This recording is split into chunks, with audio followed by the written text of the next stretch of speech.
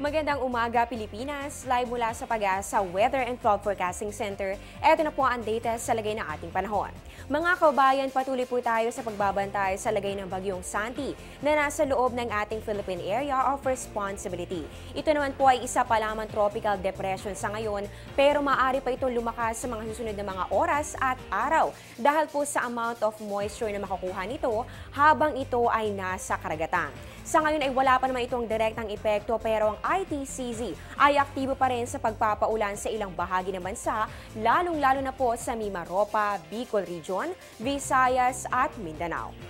At dahil nga po sa masungit na panahon, nagkansela na po ng ilang mga biyahe ayon nga po sa DOTC o Department of Transportation and Communications. Ito po ang mga kabilang sa mga canceled flights ngayong umaga. As of 7:45 AM, kabilang po dito ang 5J-857, yan po ay Manila to Zamboanga, at 5J-858 Zamboanga to Manila. Ganoon din po ang biyaheng 2P-993 Manila to Zamboanga at 2P-994 Zamboanga to Manila. As of 8:44 AM naman po kanina, kansilado na rin po ang biyaheng 5J-851 Manila to Zamboanga at 5J-852 Zamboanga to Manila.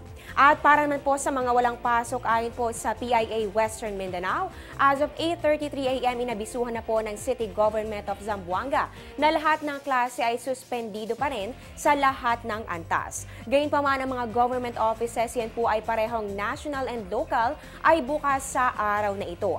Ang mga pribadong ahensya naman ay nakadepende sa management at ang ZAMCELCO naman po ay magkakaroon ng regular office ngayong araw. Magbabalik po kami matapos ang isang paalala.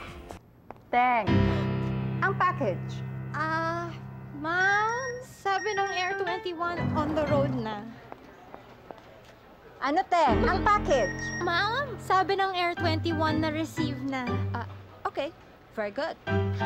Basta padala, sagot ka ng Air 21. May real-time delivery updates via text para worry-free ka. Teng, ang package, napadala mo na? Yes, ma'am, sa Air 21. Sa Air 21, sagot ko, padala mo.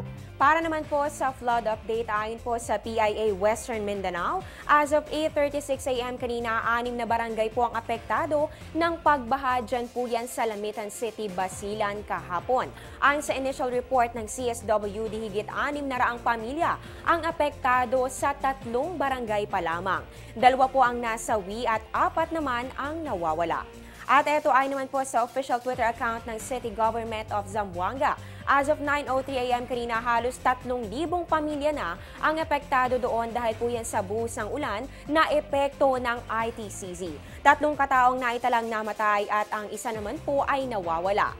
2 pagguho na lupa naman ang naiulat sa Barangay Lanzones at Malagutay, pero wala namang naitalang casualties. Ilang mga infrastruktura rin po ang nasira sa lungsod dahil sa tumaas na level ng tubig at mga flash flood kahapon po ng umaga. Patuloy naman ang assessment ng CDRMC at ng lokal na pamahalaan sa epekto ng ITCZ sa kanilang lugar.